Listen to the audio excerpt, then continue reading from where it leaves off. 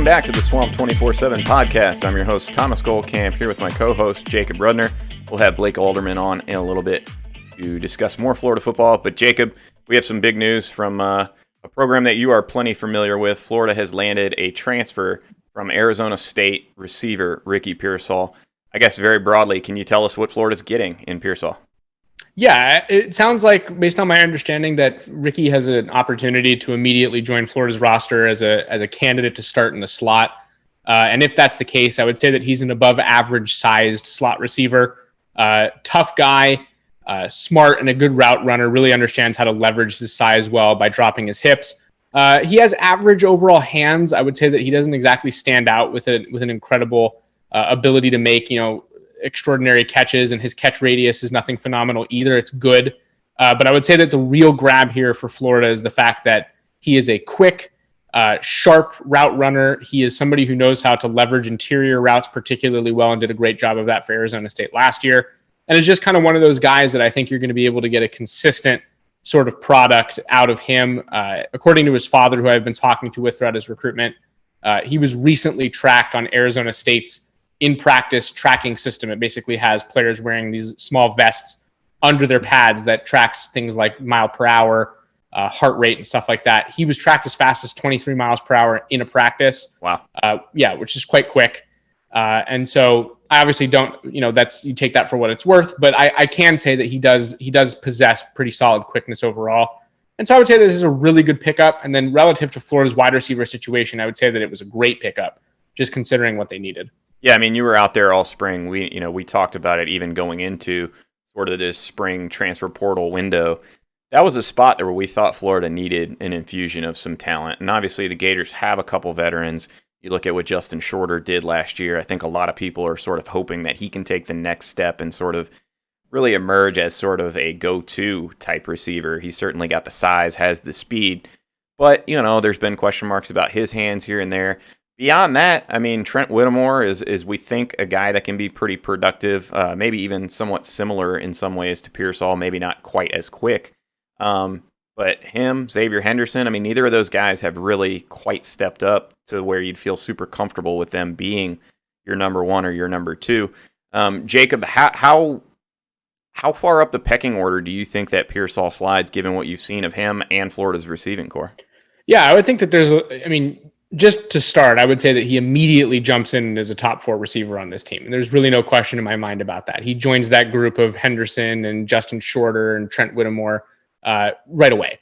I would say that there's probably a really good chance that he cracks the top 3 and becomes Florida's starting slot receiver. Again, I just think with the skill set, and you even mentioned it yourself, that there are a lot of things that Trent Whittemore does well, but perhaps not best suited for a slot receiver type role. And I think that that's going to open the door pretty quickly for Pearsall to kind of prove that is my role. That is the kind of category of receiver that I fit into perhaps more seamlessly than Trent Whittemore does. And so I would say that there's a good chance that on day one, we could probably see Ricky Pearsall start. And I should add that he's familiar with Florida's day one opponent. He has played Utah every single year of his career, and that is where Florida kicks things off. Yeah, that's definitely an interesting benefit I hadn't really thought of to this point. I had fans ask me on the Swamp 24/7 message board kind of what happens, if Pearsall goes into the slot, because I do think a lot of Florida fans are pretty high on Trent Whittemore. Now, obviously, he's had some injury history. He's had a punctured lung, and then I forget, I don't remember if that was last year or the year before, but he had another injury that slowed him at one point last year. My thinking is very much that Whittemore is the type that can play outside. And I believe as a freshman when he came in, he played one of those outside spots along with Van Jefferson. So he kind of has already done that, and I think from a football IQ standpoint, he's very sharp, can pick things up quickly. But I think to the other point, Trent Whittemore isn't a guy that's necessarily as quick in a phone booth, so to speak. And that doesn't mean he's not a good route runner. I do think he's a good route runner.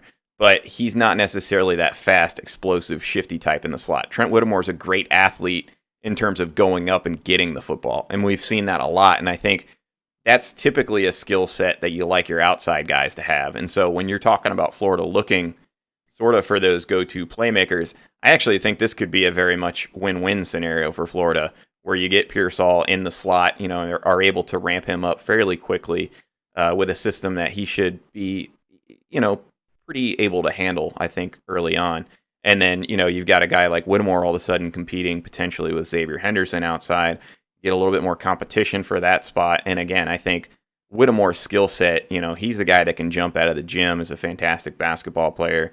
So he can go up and make some of those contested catches, and we've seen that. So, Jacob, I think for a Florida program that was looking for some talent from the portal, this is good news because, there hasn't been that many targets for Florida in the portal, and this is one that Florida had their eye on from the very start. As soon as Pearsall entered the portal, wasn't an easy battle. I think you've can maybe speak to this a little bit more, but This was a decision that really did kind of sort of come down to the wire in a lot of ways, and Oregon, I think, gave Florida and really gave Pearsall a lot to think about. No, there's no doubt about that. I mean, as late as it really did come down to the last second, and Ricky Pearsall's father had told me that there was even talk amongst them that this would be a last minute decision, and just kind of one of those things where when it came down time to announce something, whichever one felt right was going to be what they were going to go with, because they really did feel strongly about both programs. They liked what Billy Napier was putting out there. They thought the opportunity to play with Anthony Richardson was a huge selling point. But they also saw a lot of qualities that they liked at Oregon. I think that they liked the new coaching staff over there. Bo Nix at quarterback, I also think they looked at somewhat favorably. And you have to keep in mind that Pearsall is familiar with the Pac-12. So that would have been a move where he stays somewhat closer to home. He's playing against teams that he knows that he can play well against and has an opportunity potentially to do kind of a similar rise very quickly up the depth chart type situation. And you go and you dominate that competition. And that was the selling tactic that Oregon chose to use. And I can tell you that one of the things that Florida was really trying to sell to him, and clearly it worked, was you can play in the Pac-12. You were Arizona State's leading receiver last year. So why not come show that you can be the same guy against better competition? Come play in the SEC where it doesn't get tougher, and show people that you can be a good receiver. And I know that there was a presentation that Florida gave.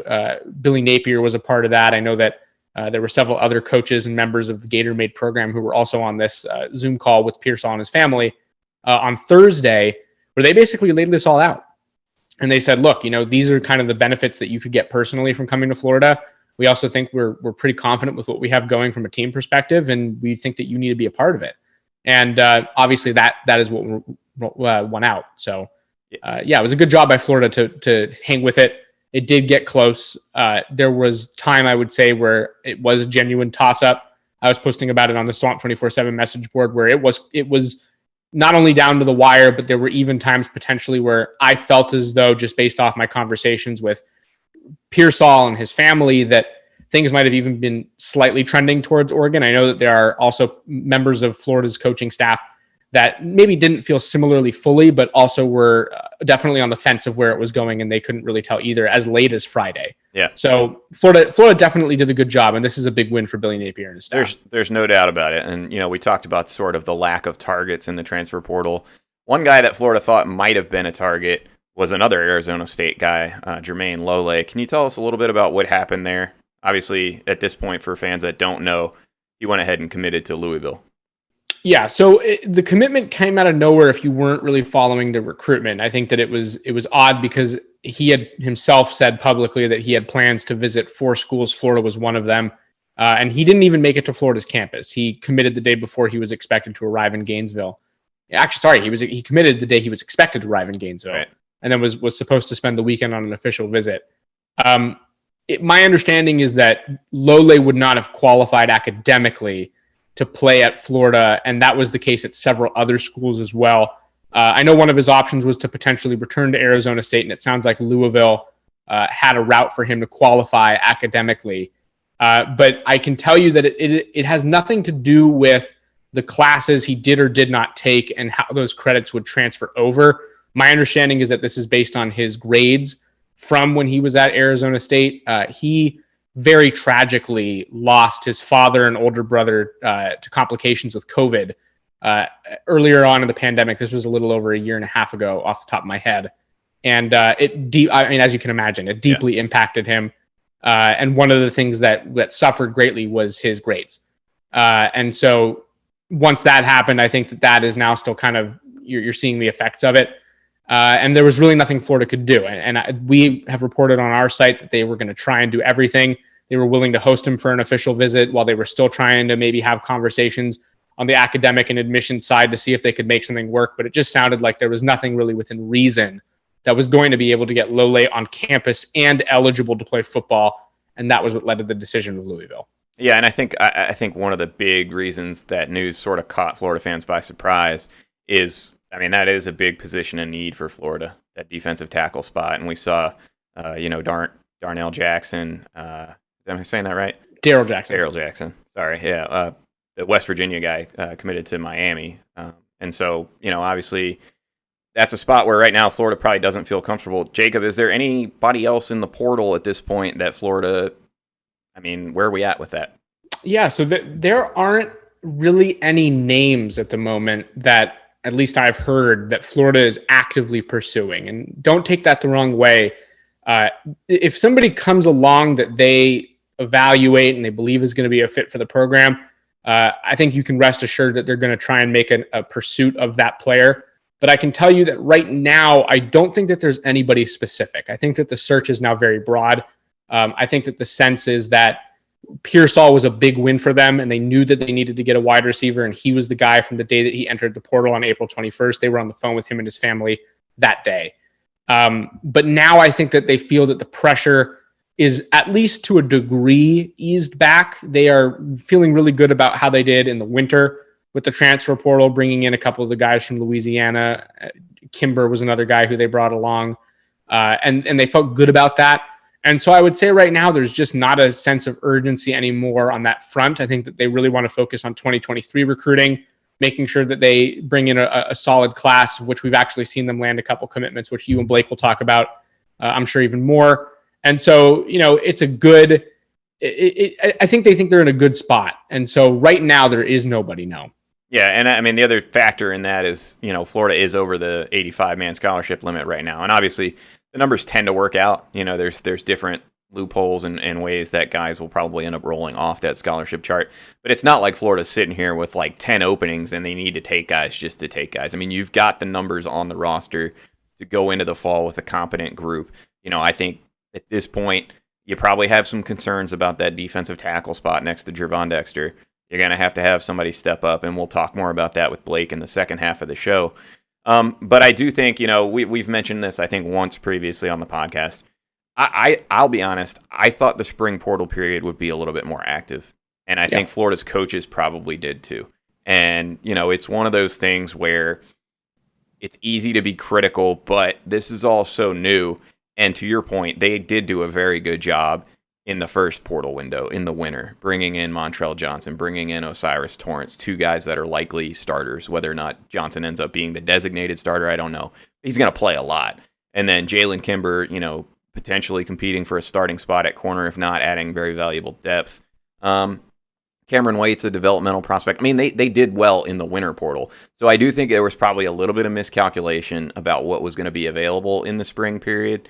But, this is kind of where Florida is, and so we'll see how this staff continues to adjust going forward. Jacob, any parting thoughts before I let you go here? No, I would say that this is going to be an interesting next couple months. I think that, like you said, there aren't really any high-profile transfer targets still out there, and we also have heard that Florida is just not making any specific pursuits right now. And all of that means to me that it's really going to come time to focus on 2023 recruiting. We're going to have to really keep an eye on how things go on the high school front, because clearly the staff is feeling, at least content with what they have on the roster in a way that they're really going to start building towards next year. And for a new coaching staff, I don't think there's anything wrong with that. They're playing with guys on the field who they might not even want on the field, but it's just what they have access to because that was what was left for them. They really inherited a roster. Mm-hmm. And so now it's time for them to build their own thing. And it's going to be interesting to see how that goes. And it seems as though the mentality in the building has shifted to that as well.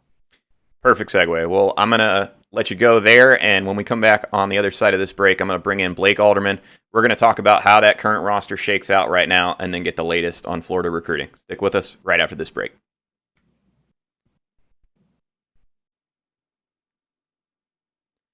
Welcome back to the Swamp 24/7 podcast. I'm your host, Thomas Goldcamp.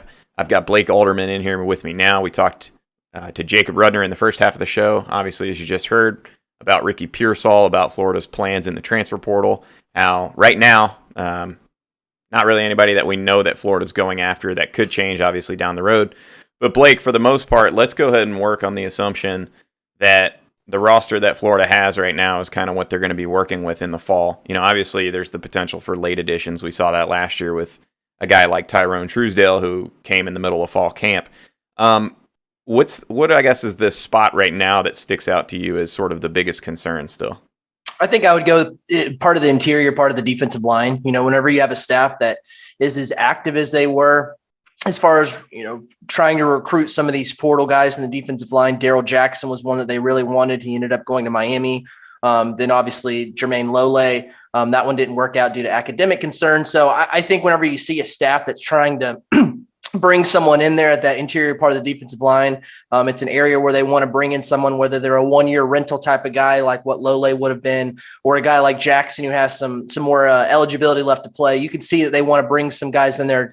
I think whenever you have a guy like Gervon Dexter, that's someone that is going to be a bona fide guy for Florida, someone that they can count on. But it's the counterpart next to him that I think that's the real concern. So I think for me, if any guys pop up on their radar for a portal guy that they're chasing at the defensive line spot, I think that would more than likely be the one that I would take a bet on, the most likely area. If they did change and somebody popped up, as far as their search to the portal, I would say it's probably that.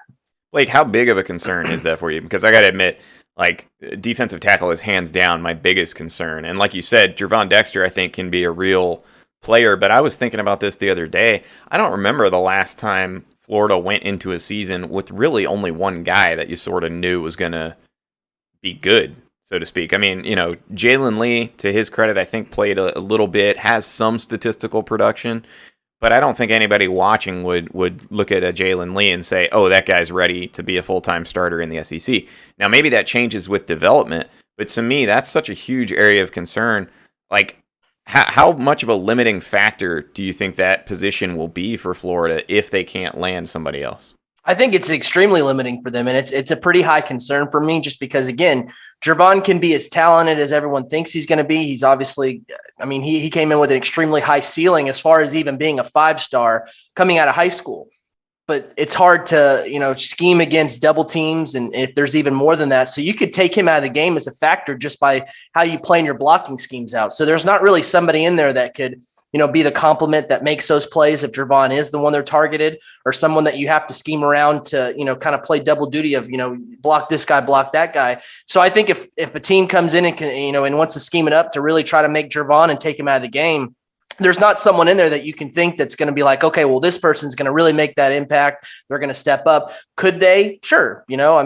Anything can happen, but I think just from what we know and what we've seen, there's still a lot of questions to that defensive line spot. And I think that's why they were such, it wasn't like he missed on a Darrell Jackson, like, oh, well, we like what we have. They continued to look for other guys in the portal. So I think it's a pretty big concern for me. Yeah, and guys can develop. I think, Chris McClellan, I think, is one that, really looked the part physically as a freshman. And, I'm more apt to sort of trust that a guy like that will develop than a guy necessarily that's going to take some big leap like a Jalen Lee or a Jalen Humphreys, guys that have been around for a couple of years. Typically when you see that jump, it tends to happen a little bit earlier in the career, I think. Now, coaching change could help with that. But I do agree. I think that's a big questionable spot on the defense. And I'll be honest, I'm pretty high on the rest of the defense. We've talked about it on this podcast. I think the secondary can be really good. I like the mix of veteran leadership between Ventrell Miller and I guess to a degree Amari Burney at linebacker, coupled with what we've seen out of guys like DeJuan Black. So I think Florida has a lot of pieces. I look at it and you look at that defensive tackle spot. That's a spot you really would have liked to see Florida land somebody. And again, potential for late additions, but that's typically not a spot where you get a lot of production. And I think anybody that watched Florida last year knows, your upside for defensive tackles in the transfer portal's a little bit limited. Antonio Valentino, probably the best case you're looking at. And, worst case scenario, you're getting a guy like a Truesdale who doesn't really contribute a whole lot, or even a Daquan Newkirk. So, a little bit of a miss there for Florida. Blake, let's shift over to get your perspective on maybe the offensive skill positions, because that is a spot where Florida has added some significant pieces in the portal, both with Montrell Johnson and now with Ricky Pearsall. How comfortable are you with the receiver group at this point? Because I know that was something we both talked about as a spot where Florida needed to add. I'm more comfortable, obviously, when you add someone in, from out west for Arizona State, like a Ricky Pearsall, who was their most productive wide receiver. That's good because Florida's wide receiver room in general, you have some guys, Justin Shorter, you think will more than likely be kind of the alpha of that room. But there's not a lot of guys that you've seen the production, you feel comfortable with the production. And again, how does that translate from the Pac, from out west in the Pac-12 to the SEC? That's something will remain to be seen. But I feel like Pearsall is a guy that it definitely bulks that room up a little bit. I think that he's going to be a good contributor for Florida. And, you look at, having Anthony Richardson involved in that recruitment, I think that it came down to a situation where you look at Anthony Richardson and you look at Bo Nix. And, again, Anthony Richardson had that, that season where he was limited in snaps, but he just has such a high ceiling. So yeah. Obviously, the offense is going to have to run through the offensive line, which I'm really high on this year. Anthony Richardson taking that step of being like, the true QB1 type. So the offense is going to run through there. I think the wide receiver room in general can come along. You get guys in there that are being developed more, by Kerry Colbert. And it seems like those guys are really liking what he's doing on the practice field. Xavier Henderson, I think, is someone that could benefit from that. I mean, there's so many guys. Jaquavion Fraziers, I thought, looked good in the spring game. So there's some guys that you have an idea of what they can do. And it's such a gamble for them because they can really impress you and exceed your expectations, or they could match about what you expected. So I think adding a guy like Ricky Pearsall in there, just the production he brings, he's has been really good. I can't sit there and say that I watch a lot of Pac-12 games just because those are late Same here. games. That's what we got Jacob for. But going back and watching a lot of the tape, I thought he was really productive. I think that he runs really good routes. So I think he's going to be a guy that's going to come in and, I think he's going to be a contributor right away. And, even for Montreal Johnson, I loved him in the spring game. I think he fits exactly what Billy Napier wants to do on offense. So I think he's going to be a really big player for them. I don't know if it's going to be this year just because of the fact that they have some guys back in the backfield, but I do expect him to absolutely be in the mix, get his carries. And I think down the road is where you see him really start to kind of take over that room. Yeah, I think, the skill positions, obviously, they lost some talent. Damian Pierce off to the NFL. Malik Davis gone. Jacob Copeland transfers to Maryland. So Florida needed to shore up those spots. And could they have done better? Maybe. But, I think for the most part, Jacob and I were talking about it in the first half of the show. When you add a guy like Pearsall, I think more than anything, it gives you some flexibility with what you want to do at receiver, because I think Trent Whittemore can potentially play outside. I think bottom line is when you add a Pearsall, you're now 4 deep of guys that you feel comfortable with starting in any given game. And you're not going to probably start 4 guys. So you've got a little flexibility. You've created some competition now to see, hey, who's the best guy there? And if it's Trent Whittemore in the slot, then maybe Ricky Pearsall becomes the 4th guy, the rotational piece, or maybe he gets a look outside. But definitely Florida has added, I think, to both that spot and running back to where I don't know that I consider those spots as big a liability as maybe I did before transfer season. Absolutely. Blake, you mentioned the O-line as a potential strength for Florida. Let me ask you this on offense. Biggest thing you're concerned about, and then biggest thing that you are pleased with or think could surprise and really turn this into a very good offense? My biggest concern on offense is the offensive line staying healthy. As much as I really like that group in general, I really like the starting 5 a lot. If any of those guys go down, I think that is detrimental to Florida. So I think that's the biggest concern for me. You just see it so much, man. I mean, in the trenches, it's just so easy to get rolled up under. It's easy to get hurt. You're a big guy in general, walking around and having that weight out there. So I think the biggest concern for me is just that group staying healthy, because I think that's again, it's detrimental for them. The thing that I could surprise down the road, I think could probably be that wide receiver room, because like I said, there are a lot of guys that you think you have an idea of what they're going to do. You're still kind of waiting to see who that alpha guy is. I would think it's probably going to be Shorter, but there's some guys, again, Jaquavion Frazier's impressed me in the spring game. You brought in a lot of those guys, through transfer portal, like Ricky Pearsall, Trent Whittemore, if he can stay healthy. There's just so many guys that you haven't seen enough of them to where they could really impress you. And I can't remember what season it was, and maybe it was 2 or 3 seasons back. We were concerned about the wide receiver room heading into the season, and they come out and they had a great year. Granted, Kyle Trask really helped that out a lot because he was a really good quarterback. But if Anthony Richardson, I'm not saying he has to have a Kyle Trask type season, because that was a record-breaking season. But if he can be the quarterback that everyone thinks he can be, I think that wide receiver room is going to surprise a lot of people. So I think that would be the surprise for me, just because, the tight end room, they were hurt by injuries in the spring. I think they were good enough. And I think that the players hurt really showed that they do have some quality depth there. Quarterback, I think it's the Anthony Richardson show. You have to keep him healthy. Offensive line, I already covered that. Running back, I just don't think there's any surprises or any concerns there. I think they've got a really good room. So I think if I had something that would surprise me, it would be that wide receiver room, really turning the corner and benefiting on a guy like Anthony Richardson that has an extremely high ceiling. And if he can play like what everyone thinks he's going to and the coaching staff thinks he's going to, I think that group of wide receivers is really going to benefit. And I think the point you make about Kyle Trask sort of elevating the play of that group, that year we were talking about where we weren't really sure going into the season. I think it was after, Van Jefferson and Freddie Swain and those guys departed. You weren't sure if Trayvon Grimes was sort of going to take the next step, if Kadarius Toney was going to take the next step. And sure enough, like you said, Kyle Trask made life easier on those guys. And I think one thing that maybe, we're overlooking, and I say that, you're obviously not, is the fact that a good quarterback can really sort of make his receivers look good. And look, Emory Jones just flat out wasn't that for his guys last year. And there were times, we've pointed out on the podcast several times, I thought Trent Whittemore didn't get enough credit for his route running and stuff. He was always open, it seemed like, but the progression didn't always get to him. He wasn't always, in that sort of click, click, click, balls out mentality for the quarterbacks. And I think if you get that from Anthony Richardson, sort of like we saw in the spring game, to your point, I think those receivers, you've got enough guys. I mean, this is not like it's an untalented group, right? I think that 2019 class with Trent Whittemore, with Deontay Marks, who ended up transferring, and with Jamarcus Weston, that wasn't a very solid class on paper. Like, those guys were not highly rated. I think Florida's actually gotten probably more out of Whittemore than his rating would suggest, and the other two so far haven't. But the class after that with Xavier Henderson and Jaquavian Fraziers, those were highly rated 4-star guys, right? Now, maybe not top 50 types, but those were really high-end prospects. So, is it a case of those guys have more in the tank and we just haven't seen it due to poor quarterback play last year?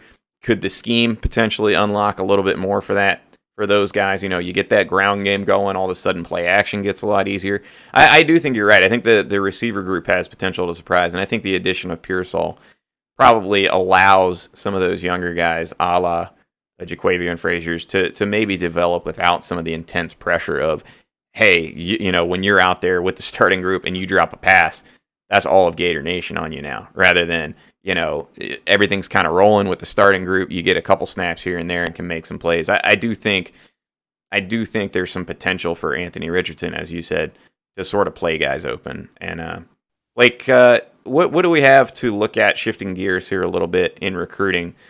Just real quickly over the next couple weeks, what can fans look forward to? Yeah, I covered on the last podcast that I was on, just the month of June, the official visit slate is already, it's busy. There's a tab on Swamp 24/7 under the football recruiting tab, drop down official visits. It has kind of the schedule of guys.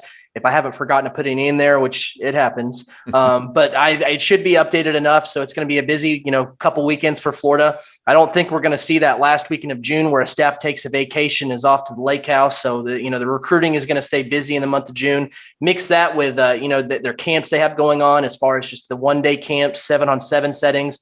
I've actually had one of the recruits tell me that he's going to be visiting that last weekend in June. I think it's the 24th is a Friday. And he mentioned that is Friday Night Lights. So that's kind of interesting to see the dynamic of, I haven't confirmed it with anyone on, that would be a little bit more tied in the knowledge of that. But having a player say that they're visiting for Friday Night Lights in June, I think is really a well-needed, long overdue idea. Just because having it that last weekend in July, after a month-long dead period, everyone in the country is trying to get guys on campus. Right. Everyone in the country is trying to do some kind of, whatever they're doing. And, I think that switching Friday Night Lights into maybe from a camp to a cookout type setting would also be kind of the next thing I'm looking for, just because last thing anyone wants to do when it's close to the season or after you've had opening camps and Under Armour camps and all sorts of things. Last thing you want to do in late July is go camp, man. So I think moving that into June, where it's not so close to the season for a lot of these guys, can kind of bring some more guys in there that will actually want to camp.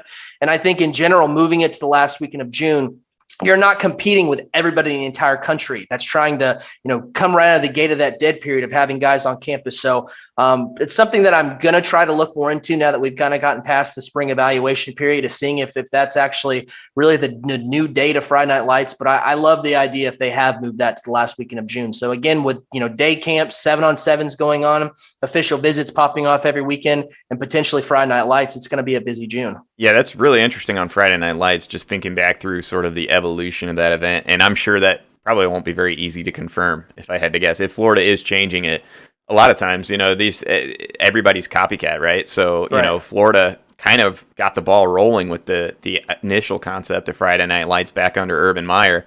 And, you saw Florida for the first several years really do it better than anybody else. It was the elite premier event. You had guys like Ronald Powell, the number one recruit in the country, coming all the way across from California. Well, as teams started to copy that, like you said, you have a lot of people now competing for that one little open window towards the end of July. So, I do think it'll be interesting. And one of the other shifts that seems like it's happened over the years is, initially during the Urban days, it was very much about the seniors in that class and sort of, having a splash event to get as many of those seniors that you could on board in your class. Now, recruiting was different because it wasn't as pushed forward on the timeline back then, but the event sort of shifted towards like middle 2010s of being more, about the junior class and even sophomores. And it even was up to the last couple of years. I mean, it's just, that's what it's been. It's very much, a heavy to be junior type event where you get some scouting on some of those guys, or maybe even get your class, your next class rolling with, adding a couple guys in there. Yeah. And I think if you do shift it to the end of June, I do think that becomes more of a shift to where, especially with this class, we've seen some of the higher profile guys kind of holding out. Maybe you do shift it a little bit more back to focusing on those seniors and can create some splash. So, Blake, appreciate the insight, man. That definitely sounds like some interesting stuff coming up for Florida fans, and certainly the hardcore recruiting fans. You guys know where to keep it locked on swamp247.com. Blake Alderman and Jacob Rudner have you guys covered. That'll do it for today's episode of the podcast, guys. We appreciate you tuning in.